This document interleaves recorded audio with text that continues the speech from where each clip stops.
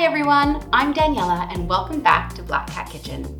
Today we're doing a special request episode. This request comes from one of our very special subscribers, Anna, and she asked for a roast dinner. So I'm going to show you how to make my perfect roast chicken.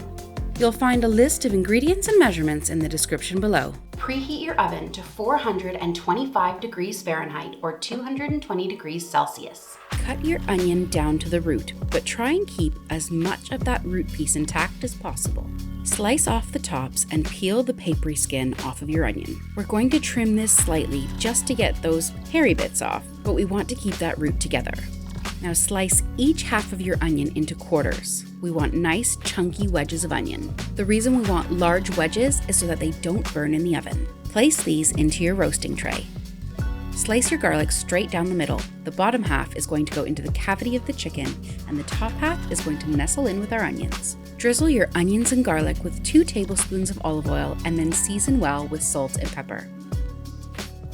Toss these around with your hand so that all of the onions are coated with the oil. Roll your lemon on your cutting board so that it's nice and squishy. This breaks up all of those cells inside your lemon. Then we're going to pierce the lemon all over so that the juices can seep out of it while it cooks. You want to make sure to pat your chicken as dry as possible with some kitchen towel. This makes sure that your skin gets nice and crispy.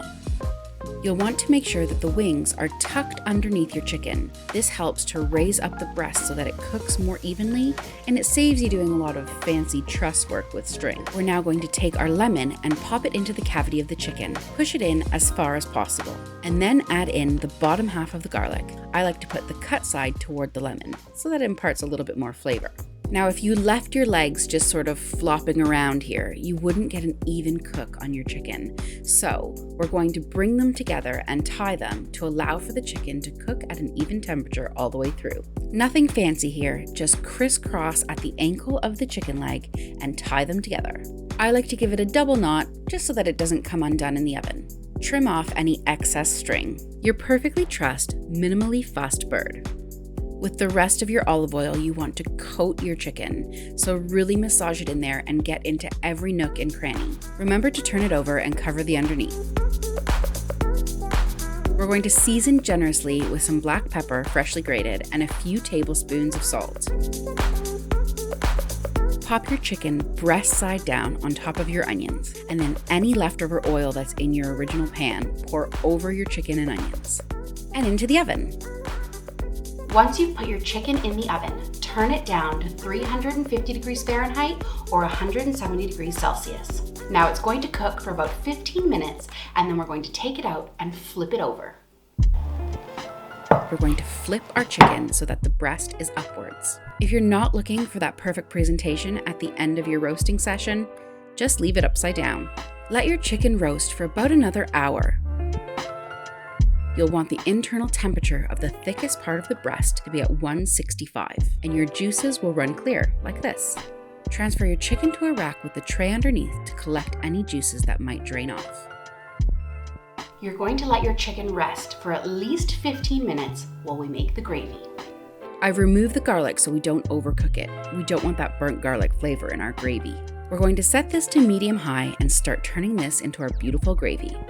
Once the liquids in your pan have started bubbling and boiling, add in 120 milliliters or half a cup of white wine. The alcohol from the wine will burn off, but if you don't want to use it, you can substitute it for more chicken stock instead. Once the alcohol from the wine has cooked off and your sauce is starting to simmer, add in a tablespoon of flour. You'll want to whisk this consistently as it will start to thicken straight away. Once it's thickened, add in 120 milliliters, about half a cup of a good quality chicken stock. Let that come together and we'll set it aside to reheat while we carve our chicken.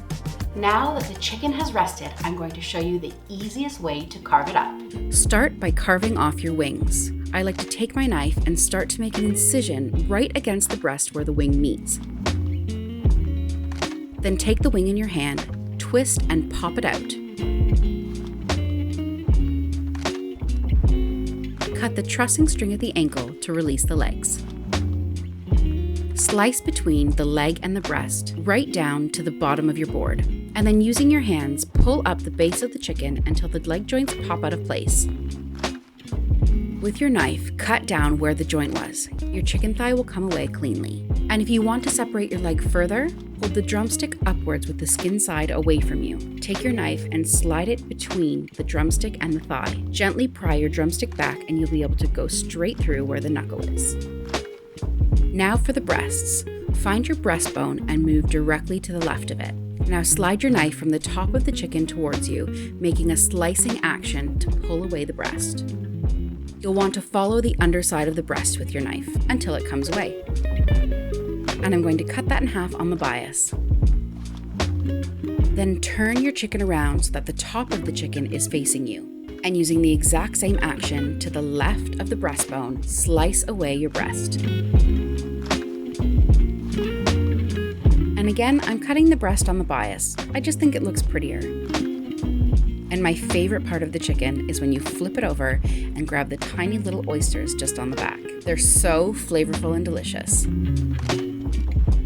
And don't throw away your carcass. That's perfect for making a beautiful stock. If you'd like to learn how to make stock, check out my video in the description below. So you've got your oysters, your drumsticks, your thighs, your chicken breasts, and a couple of chicken wings. And your carcass for stock.